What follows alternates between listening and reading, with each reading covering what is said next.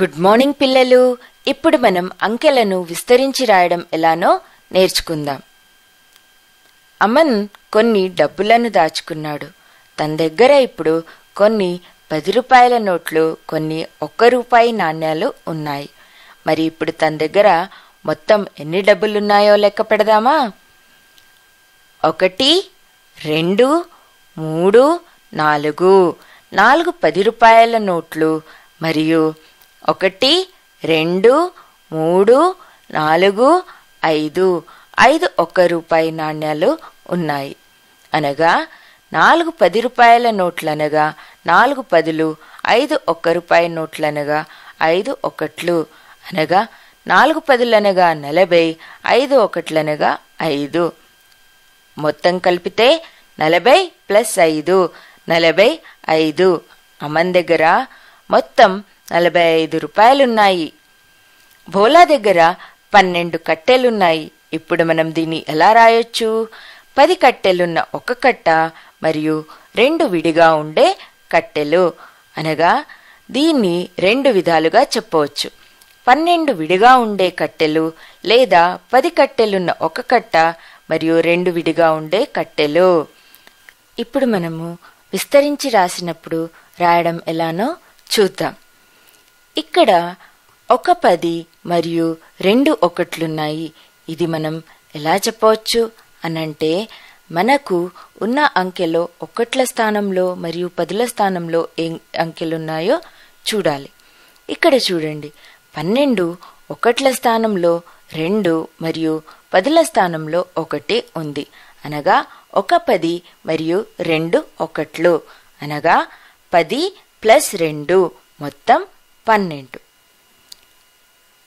అలానే అమన్ దాచుకున్న డబ్బులు 45. 45 అనగా 1ల స్థానంలో 5, 10ల స్థానంలో 4, అనగా 40 + 5 45. ఇంకొన్ని ఉదాహరణలు చూద్దామా? 36 కట్టెలు. ఇక్కడ 1ల స్థానంలో 6, 10ల స్థానంలో 3 ఉన్నాయి. అనగా 10 కట్టెలున్న 3 కట్టెలు, అనగా 30 + 6 విడిగా ఉండే కట్టెలు, అనగా 30 + 6 36. భోలా ప్రతిరోజు 125 రూపాయలు సంపాదిస్తాడు. దీన్ని విడిగా రాద్దామా మరి? ఇక్కడ చూడండి, విస్తరించి రాసినప్పుడు మనము ఏ స్థానంలో ఏ అంకె ఉందో చూసుకొని రాయాలి. 100ల స్థానంలో ఇక్కడ 1, 10ల స్థానంలో 2, 1ల స్థానంలో 5, అనగా 100ల స్థానంలో 1 ఉండడం వల్ల 100, 2 10లు అనగా 20, 5 1లనగా 5, మొత్తం 125. అమన్ దగ్గర 205 రూపాయలున్నాయి. దీన్ని విస్తరించి రాద్దామా మరి? మనము విస్తరించి రాసినప్పుడు వాటి స్థానాలను చూసి రాయాలి. ఇక్కడ 200 + 50. ఇది సరి అయిన విస్తరణ కాదు. చూడండి, ఇక్కడ 100ల స్థానంలో, 10ల స్థానంలో, 5ల స్థానంలో ఏముందో చూసి రాయాలి. ఇక్కడ చూడండి, 100ల స్థానంలో 2, అనగా 200, మరియు అలానే 10ల స్థానంలో 0 మరియు 1ల స్థానంలో 5, అనగా 200 + 0 + 5. ఇక్కడ చూడండి, 10ల స్థానంలో 0, అనగా 10లు లేవు, 1ల స్థానంలో 5, మొత్తం 205 రూపాయలు. మనం ఈ 205 రూపాయలని ఇలా కూడా రాయవచ్చు, 200 + 5. ఎందుకనగా ఇక్కడ 10ల స్థానంలో 0 ఉంది. చూడండి, 10లు లేవు కాబట్టి 200 + 5. ఒక పాఠశాలలో మొత్తము 2065 మంది పిల్లలున్నారు. ఇప్పుడు మనం దీన్ని విస్తరించి రాద్దాము. ఇక్కడ చూడండి, వాటి స్థానాల్లో ఏ అంకెలున్నాయో చూసుకొని రాయాలి.